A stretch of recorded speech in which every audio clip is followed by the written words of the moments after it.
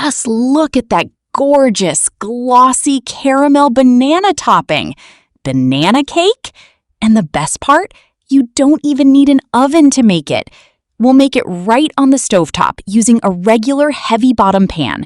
So if you have a couple of ripe bananas sitting in your kitchen, you definitely need to try this one. First, let's prepare that beautiful caramel layer.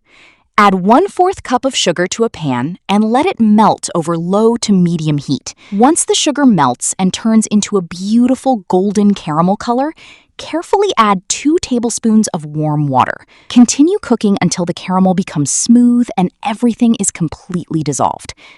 Now immediately pour the caramel into a 7-inch cake pan and gently move the pan around so the caramel spreads evenly across the bottom. Now for the part that makes this cake so pretty. Slice your bananas and arrange the slices directly over the caramel. You can keep the design simple or create your own little pattern. Remember, this is going to become the top of our cake when we flip it over, so make it pretty. For the cake batter, take 2 ripe bananas. The riper your bananas are, the better. Mash them really well with a fork until they're soft and mostly smooth. Now add 1/2 cup of sugar, followed by 1/4 cup of oil and 1 egg.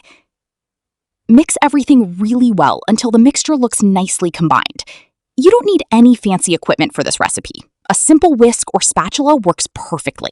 Now place a strainer over the bowl. Add 1 cup of all-purpose flour, 1 teaspoon of baking powder, and 1/2 teaspoon of baking soda. Sift everything directly into the banana mixture. Sifting helps remove any lumps and makes it much easier to combine the dry ingredients evenly. Now gently mix everything together. Take your time here and don't overmix the batter. Finally, add 1/2 teaspoon of vanilla and give the batter one last gentle mix. And that's it! Our banana cake batter is ready. Now grab the cake pan we prepared earlier. The caramel should be completely cooled by this point, with our banana slices sitting beautifully on top. Pour the batter gently over the bananas. Spread it evenly, and give the cake pan a few light taps on your counter. For the stovetop method, place a stand or small rack inside a heavy bottom pan. Cover the pan and preheat it for about 10 minutes over medium heat. After 10 minutes, carefully place your cake mold on the stand.